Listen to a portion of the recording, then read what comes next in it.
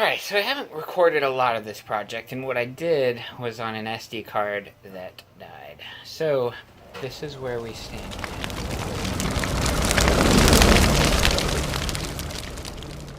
I've successfully stripped most of the items off of the bike. Outside of the headlight cluster and a bit of the wiring and ignition, I'm about ready to clean up the frame. I've already painted the swing arm and a few other sundry parts. I have the motor out of the bike and partially disassembled. It felt really nice inside, but it is muggy outside.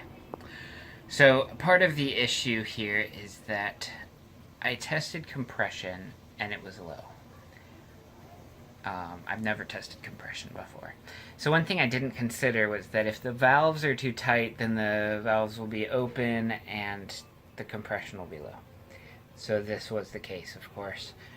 So what I'm going to do is, now that I have some feeler gauges and I can take the top off. You can't take the valve cover off with inside the bike, but the giant covers are really stuck on there. Only one of them came loose voluntarily. Onward and upward. I've tried multiple times to make a motorcycle video. The first time the SD card died. The second time, when I was stripping the engine down, you can see it's not the way it used to be. I just recorded a very intro video and then got so excited about taking the motor apart that I didn't record any of it. I've always wanted to get inside a motor, but I never have, and so I've really had a great time. But there's no evidence of that, so I apologize. Got some stuff to do there. But I wanted to know why this motorcycle got put away.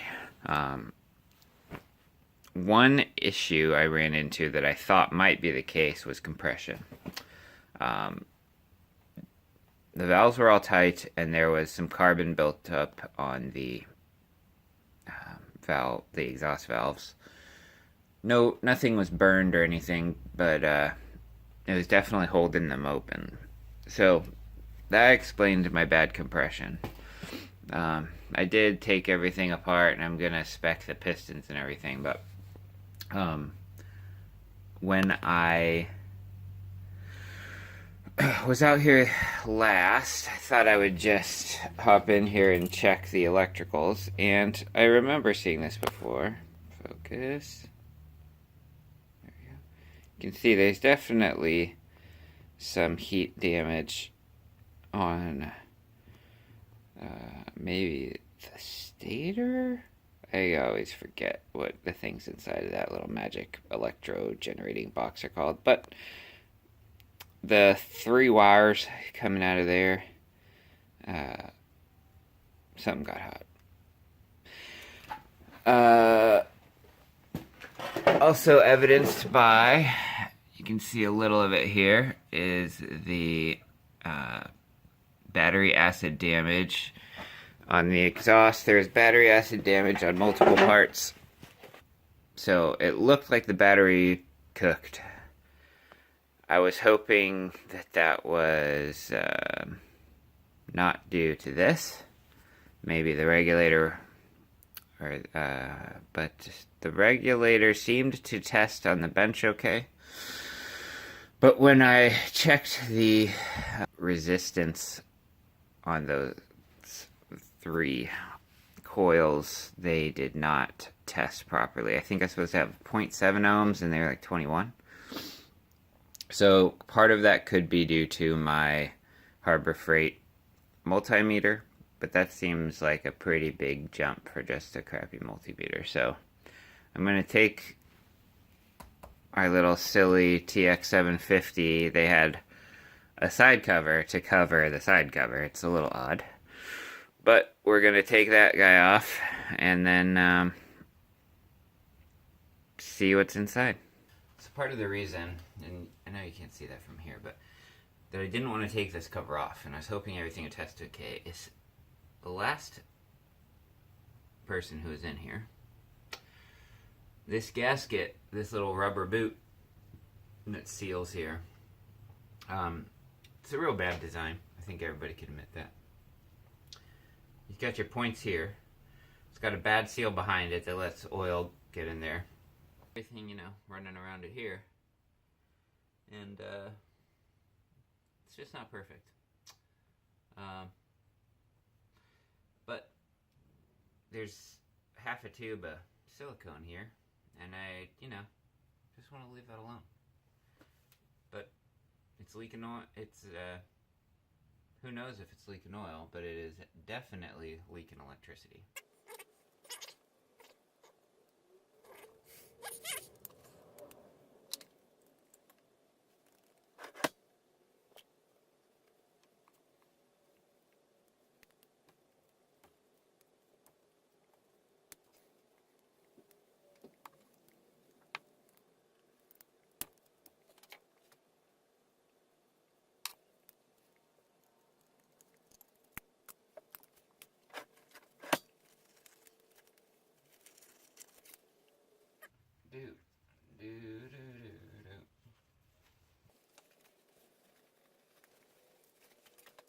It's that time of year where it's not quite summer, but it ain't quite fall. There we go,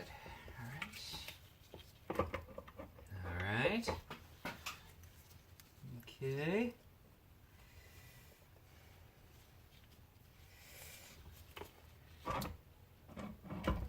Happy thoughts, happy thoughts.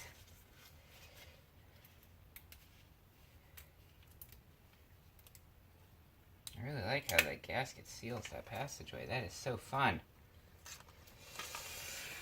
Alright. I don't really want to take off that points cover. So, I came out.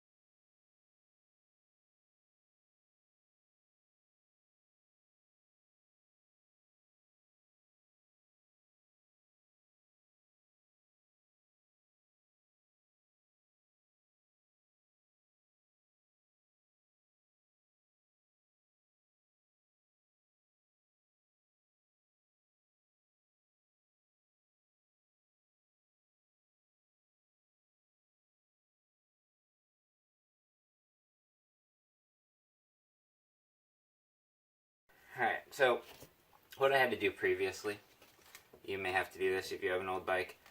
You know, you look at your wiring diagram and it says blue, red, green, black, white. A 45-year-old motorcycle, all the wires are black. So I had to clean them real good, and I can tell now basically what color they were. Enough to know that there's a green and a black there, which are my field coil wires. So there's two tests the handy dandy book here gives us. It it says if you've got, broken insulation and stuff, well, it seems to be wrapped in some kind of like fiber tape, maybe. I can't tell. But nothing visibly bad there. I was kind of expecting that there would be, black marks somewhere where the Stator gave up the ghost, but besides being dark and oily, there's no apparent damage, but that doesn't mean there's no damage. So, taking our free Harbor Freight multimeter, we're going to see there's continuity between the lead wire and the core. The core is grounded. Alright, continuity.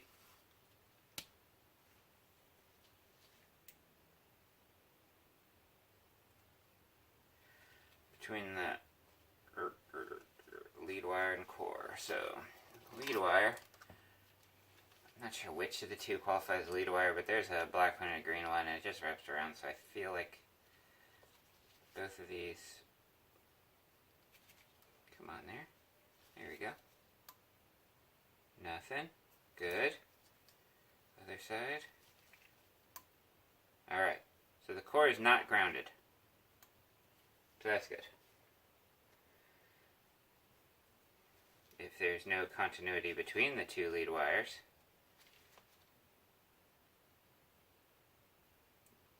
we do have resistance, so there's continuity. I don't think on this guy we have like a little audio chirp that says, hey, you've got I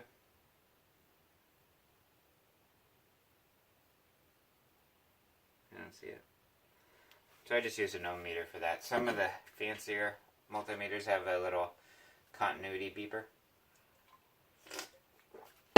Alright, so the Stator coil could also be checked for insulation and wire breakage with the tester.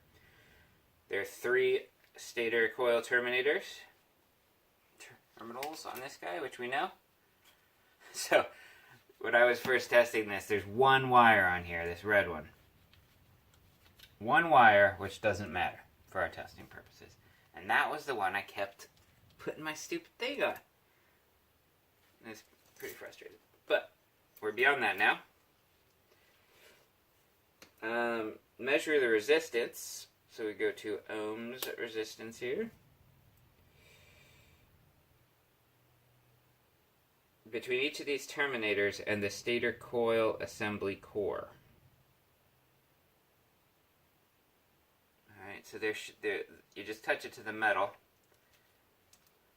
This I couldn't do before. So there's all these little like laminated plates, and you just want to touch it to one of those. It says, there should be infinite resistance, which there is there. There's 3 of these windings in here. Second one, we're good.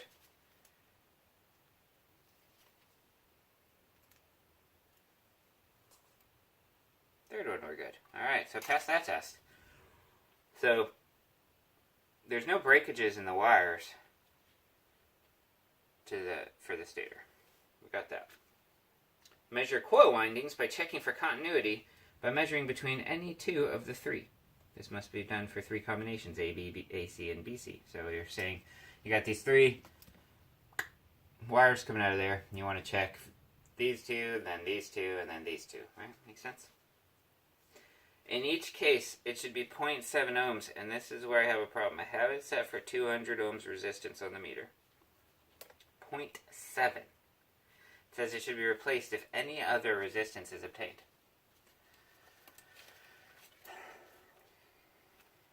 So,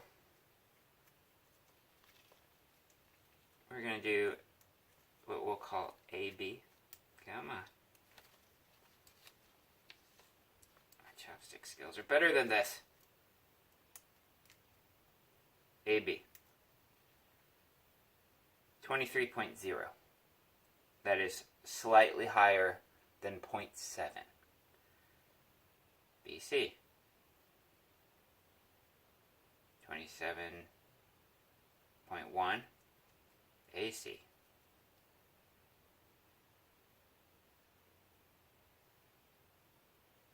Just jumping everywhere. It's kind of settling on 5.7. So I've got one that's like in the single digits. One combination, AC we'll call it. But BC, that's like 27. And AB, 20, 22, 23, jumping a little. So I would feel better if they were if they were all 23 something, then maybe we would be okay. But yeah, gonna hop on the forums and see if it's obviously a junk multimeter, but I would still expect either precision or accuracy.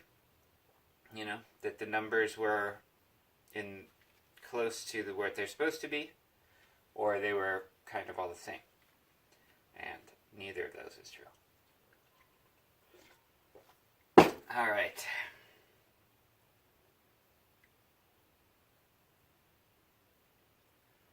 And it's saying, be careful how you connect it, blah, blah, blah. You need your rectifier and you need your regulator. Those are the only tests we have for that, and unfortunately,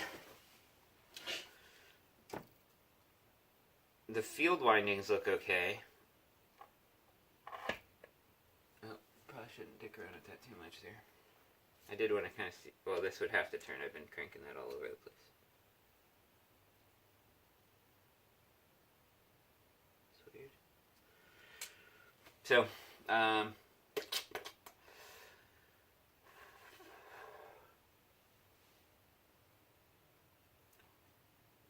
I was just hoping that maybe my readings had been wrong the first time, but that is exactly what I got the first time. That, those two were real high, and the third was high, but wrong still. And not the same as the first two. If I'm crazy, what I'm kind of tempted to do, just because I've always thought it would be kind of strangely fun, is to try and rewind this stator. I mean, if it's garbage, significantly less copper, which, these charging systems in the 70s, everybody agrees were pretty anemic. And maybe that's why. I don't know. Something I guess I'll have to look into is if early XS650 coils fit in here too. Because if they do, if it's the same charging system, which I would kind of assume it would be, then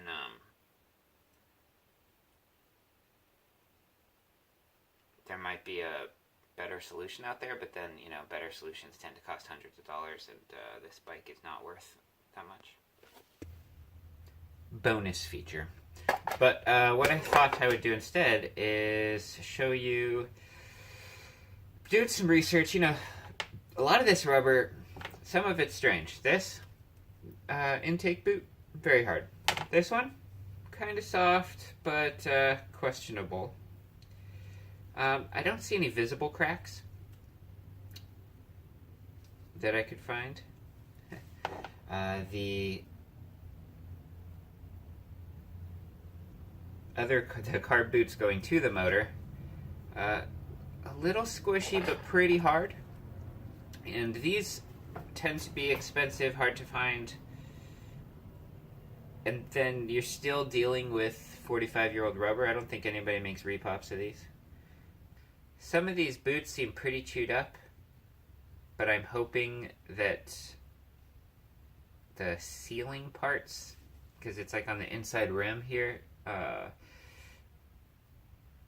so that would, the air filter box goes here.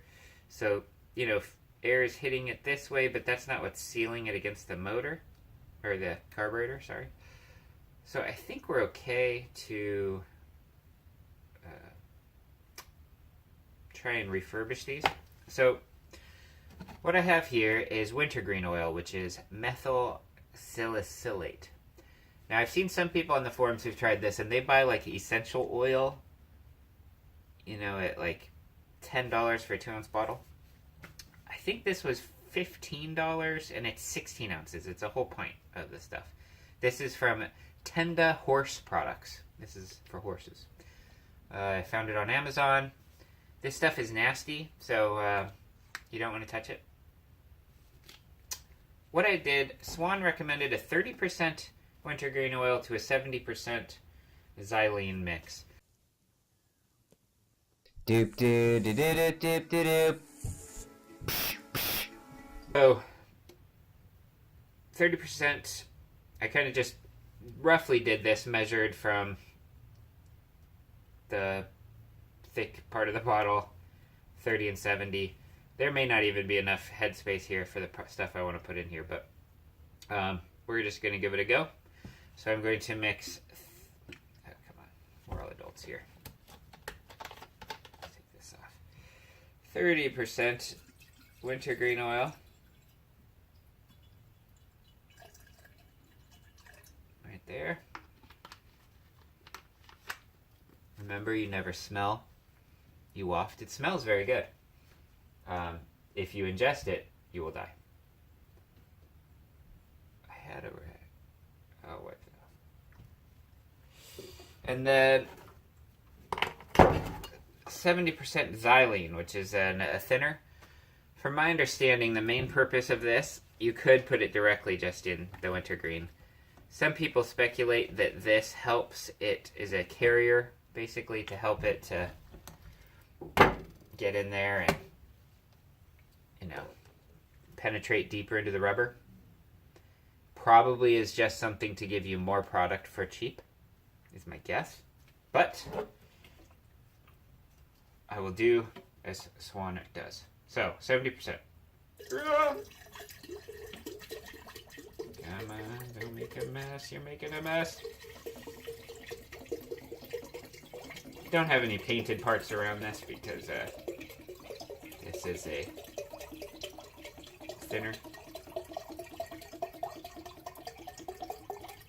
Oh gosh, it's everywhere. Okay. Probably should wear goggles. Some kind of eye protection if you're going to do it in such a horrible way as I did. But, you know, I got 2 of them. There we go. Alright.